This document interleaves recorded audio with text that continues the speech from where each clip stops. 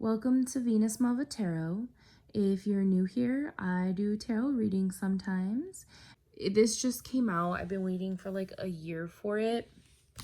There is so much to share with you guys, including journaling. So if you would like to journal with me, you can go ahead and find a journal, push pause on this video. That will be fun later on. And it always does help to like write down in a journal your thoughts and feelings related to maybe this reading or readings that you really resonate with in order to kind of look back and see. And I know I was doing a moon journaling session with some people recently, and that's what they mentioned, that just like always kind of record the weather, your emotions. And I really feel like this is a deck that I've been waiting a long time to explore because it's storytelling intertwined with like, divination and, contemplation and learning and journaling and all that. So let's go ahead and get started. I will be discussing this reading from like this was for me and now I'm sharing it with you point of view. I don't do this often, but I felt compelled, maybe because this is a new deck, but I just wanted to share. And I did a lot of channeling, a lot of journaling. So either this is for someone specific or this is not for you. Take what resonates, leave what doesn't, as you guys know. So let's go ahead and get started.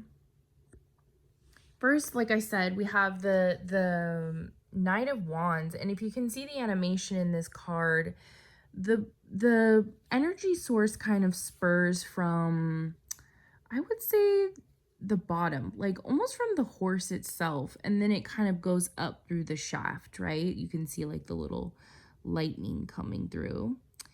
And it also emanates from his helmet, which is something I thought was interesting. So as this passion moves forward, it is ignited by the staff. It's fueled by the brain, by knowledge, by information in some sort of way, which I'll get into a little bit more.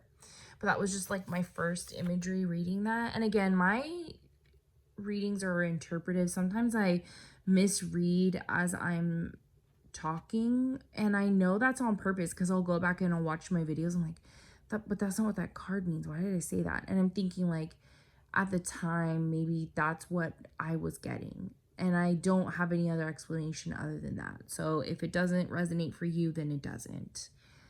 Again, I got the Nine of Swords in reverse, and this was interesting because spirits kind of scolded me before. So I had done a little bit of my own readings before this one, and it kind of kept being the same, like, scolding. So, the animation is in the swords in this one. So as the swords move in this direction, they also move in this direction, right? So there is a correlation of movement here in these two, but it's interesting because the King of Coins is sitting and waiting, right? Earth energy. And this card, what resonates for me is that the leaves, they grow very slowly, right? There's not very many of them, and they glow. And as they glow, you'll see the pendant turning in his hand, right? The pendant is turning. And then here faintly, as I was studying the card, as you turn the deck, you also see a coin sort of coming through his head, or it could be death, right? Change. And so I think right now there's a waiting place because you can see there's where this institution is, it's barren behind you. But there's something waiting here, and there are windows into discovery. So that's what's fascinating for me. Now, if you want to take meaning by the Eight of Coins, this was also coming through at first because it was telling me like, you're not working on your communication, which I will get into here in a second. It is something I channeled. Maybe I did challenge myself because these are the seeds of challenge. And I think what we're doing is we're sowing the seeds for a future tomorrow. And I think what's happening is I'm not doing that as far as communication is concerned. And because the Ace of Swords was coming out, and what resonates for me is what's in the hand of this king, right? And so it's this idea of passionate patience, being patient with your passions and allowing them to grow. Like I said, at the bottom of the deck, there is that sort of work hard energy. And then we do have this like Nine of Chalices coming through. For those of you that are interested in buying this deck, I haven't taken off the protective film because it is, you know, degradable. So I'm just leaving it on for as long as I can. And it's really interesting. It's sort of an Oz curtain here. Like if you pull back the curtains of Oz, you might see that these cups can fall down. But what if they're empty and there's just nothing in there? There's almost like an energy of calling the bluff here. Calling the bluff on the institution of change. Like, what are we going to do now? Because the Rogue is in reverse. And this gave me a lot of like current anti-capitalist sort of energy that's moving through the universe. Again, I won't get into too much detail about things like that. But what resonated from the Oracle deck here is talons, and it was hiding behind death. So it was like this, and they were stuck together, okay? And so when I'm reading it, I read death second because this came out as I was picking up the cards. It kind of shifted and moved, and she came out, she popped out with her face along the side. Now, if you'll notice, she's trying to clutch, or she's about to grab the pearls, and you can see the desire. She also has her eyes closed, and she's happy. She's smiling. So we don't get a feeling that she is under duress or stress. We get this idea that she's happily in pursuit of something here. Eyes closed. And then we have this death card, right? And the attention that we need to pay here is what is behind this. And what I see it being made up of is the same fire that shoots from the talons to try to grab the opportunity here. The pearls of change, the pearls of whatever, right? Could be the pearls of wisdom. And I did write a paper on pearls in stories written by women who, you know, obviously didn't have the right to vote or the right to like their own posterity. And what's so fascinating to me is that they almost use the concept of like becoming a bubble and becoming air. That was sort of a rebellion against Earth. And that's just coming through right now very specifically. Maybe that's something somebody needs to look into. I'm hearing the witch hunts are dead, aren't dead. Maybe you're going after a witch hunt for yourself. So let's get into some of the channeled messages here. And I'm just going to kind of, I don't want you to see that light. So I'm just going to kind of zoom in so you can look at each of the cards.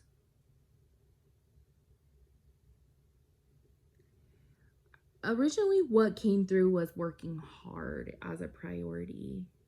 There's this work hard. You are not working hard. And then they were saying like on a new way of communicating. It's a new way of communicating your passions, your skills, specifically your skills. And they kept saying like, you're not working hard, but I feel like I am working hard. But I think that's what they're saying. It's a new way to communicate either myself or this passion. And it says to keep pressing on towards your goals, onto your goals. And know that there are those around you rooting for your success. In this, they say you are defensive, perhaps argumentative, but that stems from a very poker face. It's like you're not working hard. I think this person is sort of saying, or the spirits are saying, you're trying your luck on a Lush, perhaps Lush products, or being a Lush, or something that you're not even sure the institution will buy into. There was this crazy or interesting emphasis on crown to toe, tip toe to tip, tip to toe. And the first thing that came out was this Knight of Wands energy again. Like it was saying, I love this chain. I love this chain, but mostly because it's pink is what came out at that point. Somebody was saying it on a video. I love this chain, but mostly because it's pink. And so I was thinking about like the chain of your desires, or something that like chains you, your passion. Maybe you're holding it back for some reason. It's like you don't love being held back, but you like the view. Or you like this, you like making things, I don't know, pink could be significant here with the feminine energy. The Two of Swords, like I said, was in reverse, right? Stop worrying, stop crying. Specifically, Bob Marley is with me, is what it said. Focus your energy on what goes through the lines of communication. And that's when I kept hearing Doji's song where she's like, hello, in the background. So somebody you could, okay, and this is going into the next page because it kind of like goes into this, all of this energy sort of combined into a bigger reading. I think there's a connection here that it was too quick. Perhaps a passion that seems of the mind, but is really of the staff. You might be focusing too much energy in your passions towards stubbornness, or not understanding how to allow thoughts to flow through you instead of to you. And like bubbles, so the elixir of life is effervescent, right? It can float away at any time. And just like a bubble, we don't know when it will pop, but we do see through it. It's translucent and transmittent. We can see what's in it, around it, throughout it. It's almost like this has this ability to transcend time, space, and all things that tether us to earth.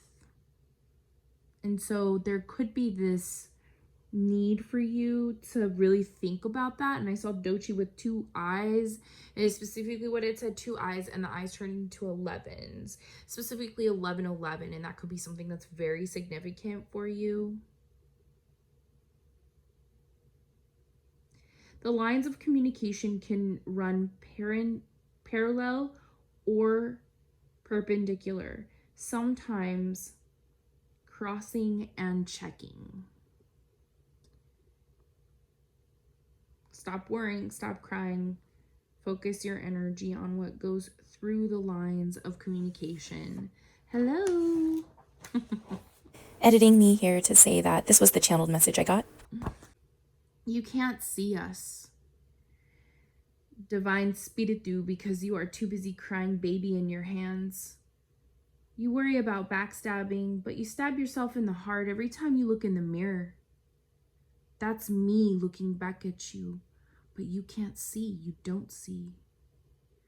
When you cry in your hands, you deny your ancestors their right, exclamation point, to dignity, exclamation point. Your ancestors live in your hair. Speak loving words of kindness. The water can heal your trauma. Cry when you need to. Do not cry in your hands. Cry your tears into the water and feel your ancestors surround you in loving warmth and protection. Period. Grace. Period. The King of Coins does not cry in his hands. He holds the Ace of Wands in one. You could call it the staff if you want to. And the Ace of Pentacles with the orb in the second. He merges his dream with his passion, and he waits like a noiseless, patient spider. That's quoting Robert Frost, if you didn't know. Perhaps that poem means something to someone. Until the ivy glows in neon greens around him, he must wait. The earth is the foundation of his enlightenment. Remain patient and steadfast while you build your, cross out the foundation. Look at that, right? Look at that orb interrupting us, right? But there's really no foundation here.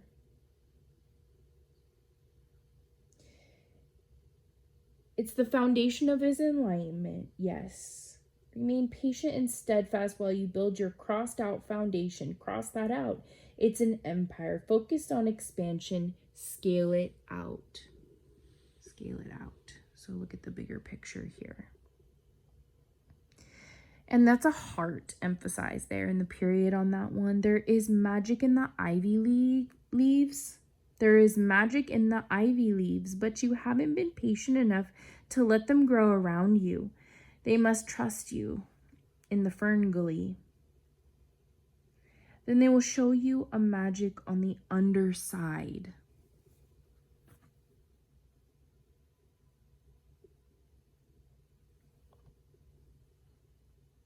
Underbelly, undergully, wonderfully made. Number 1, bacteriophage, heavy on my mind. Number 2, bear in the water. The Ace of Pentacles is on rotation. It's blown out of the water.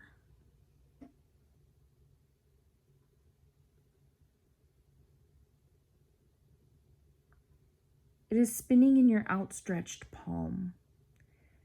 When a desert, barren in its essence, surrounds you, you glow as you grow in the ivy. Only when a tower crashes through, from crown underscore to toe, the Ace of Coin comes hidden behind shame in your mind. Wounded warrior, earth angel, you scratch out the rest. Here is what the oracles say. Oh, that's these two. The talons were hiding behind death. Remember, the talons were hiding behind death. The theme for the talons is desire.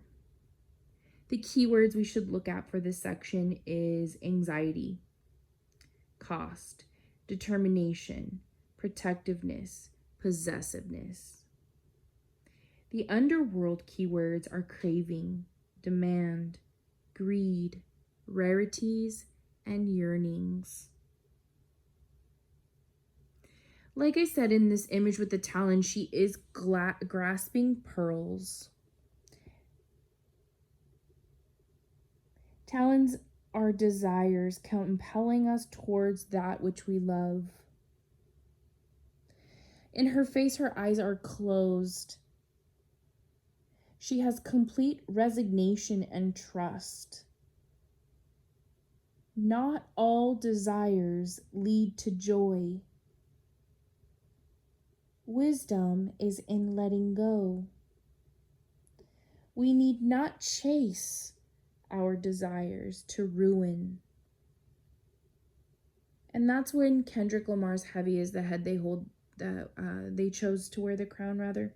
Heavy is the head they chose to wear the crown, and he who's given much is required now.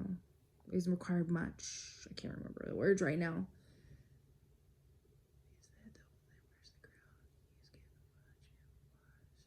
Yeah, I'm pretty sure it requires something. Requires now.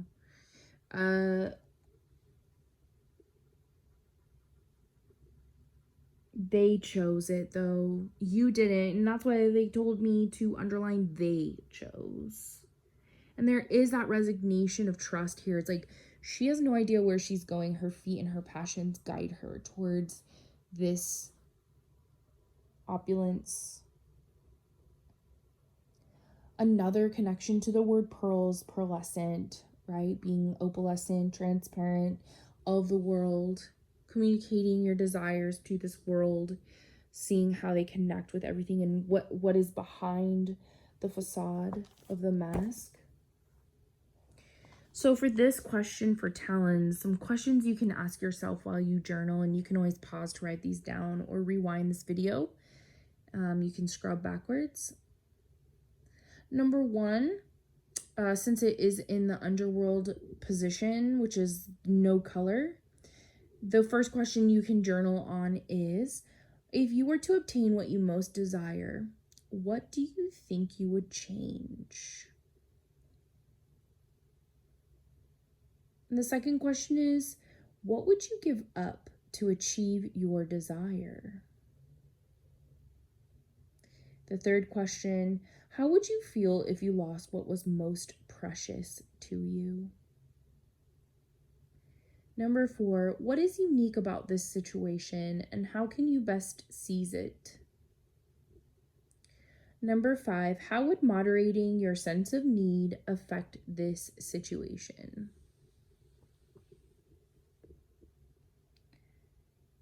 Zooming out towards death so you can get a full picture of the spread here. Chickens have a theme as well. You can look that up. I won't go into details, but it does have some significance because these cards did not want to, quote unquote, stick it out on any other surface, but this one they kept flopping, flipping, flopping. And then here, all of a sudden, this is what kind of works. And you can see this connection between rainbows, cups, and arms crossed over here. And chickens are a lot smarter than they let on. They have passions to protect their harem of hens, and they will do whatever it takes, and they like reward their hens. They are so adorable. Roosters are, rather. Chickens are incredibly smart as well to keep as pets. They're highly intelligent. So looking at the theme for death in this part, death represents a struggle of self against self. Because we are in the underworld, it is black and white with the pearlescent going through it. The overworld keys would be difficulty, disharmony, resolution, struggle, and turmoil. In this particular instance, the theme would be closure, endings, honesty, lapse, and warning because there is no color. And when you look at the book, it says death represents struggle of self against self. Something within you may be holding you back. Change for better or for worse. Confront the parts of you that you honestly underlined and compassionately underlined. Make sure you plaster your casters in a style.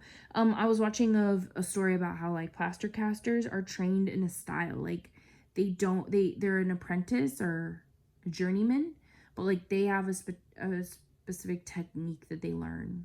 And somebody was mentioning today, like if you were a stonemasonry, like when they were building castles and stuff, like you would have to travel in order to give your expertise in something. So maybe that has something to do with something here, that your expertise, like you're wanting people to trust you as an expert, but like that would require you to like put in effort for that trust to be established and like move around. And I really think that the Ten of Coins doesn't want to move around. They don't want to work that hard, and that like brings somebody anxiety because that feels like fleeting, passionate desires that you're chasing here, right? Like you're going rogue. I'm hearing, and not necessarily in a good way. I'm hearing this is not chaotic good. This is chaotic evil. This is not even chaotic neutral. So somebody's very manic in their head, right? Very mania driven right now. Perhaps if you are mania driven, there's a need to talk to a mental health professional about your thoughts. But again, there is unstable productions here. They mentioned the demon is scary, yes, but it is a part of you nonetheless. Shadow side in disguise, or it's a warning. It blocks you. So remember, it was hiding talons, which go back and rewind this video to understand how it was hiding that part of you, that shadow side in disguise, or a warning. Like I said, it blocks you. The mirror. Oh, that goes back up to like the ancestors say, like when you look in the mirror and you cry, you don't see me because you cry into your hands. So the mirror blocks you. Will these changes lead you to positivity and growth? And in quote, to prevail in this clash, all must be laid bare and self-deception cast aside. What is behind that mask? And this may help you for decisions when you're moving ahead. And in this instance, that Kendrick Lamar reincarnated song, it doesn't make sense to everyone for a reason. I'm hearing for a reason. There's a good reason that not everyone will understand reincarnated. And so because the death card was in the colorless energy, it says, what are the obstacles to change you want? These are the seeds of change. So to question 1 in your journal, you can answer this question. What are the obstacles to the change you want?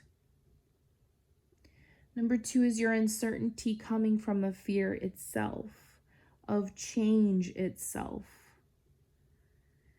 Number 3, how can you be more honest with yourself? Number 4, what do you need to move forward? And number 5, what is one way that you could honor your feelings about a difficult situation?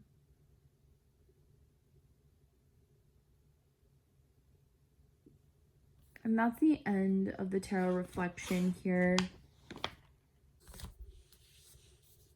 I'll show you the color versions of those two. Here's Death. Here's the color version of Death. And I really think that this deck is absolutely gorgeous. And so you can see what could be behind the mask.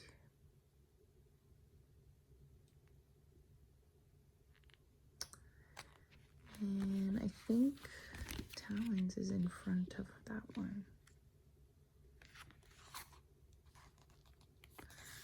Yeah, very beautiful imagery.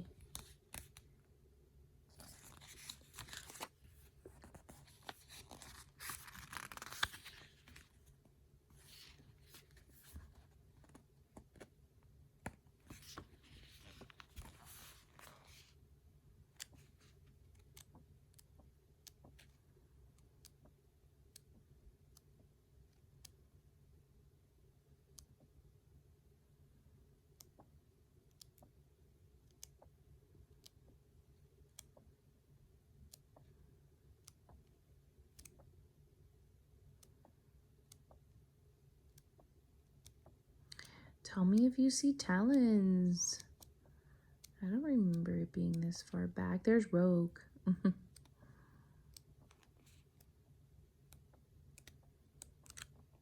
There it is. There's Talons. It is that far back.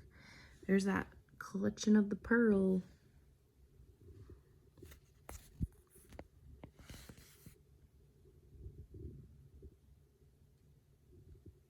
She could represent the Phoenix, perhaps even. All right, that concludes the reading. If you liked this, go ahead and hit the like, share, subscribe, or comment down below what resonated for you.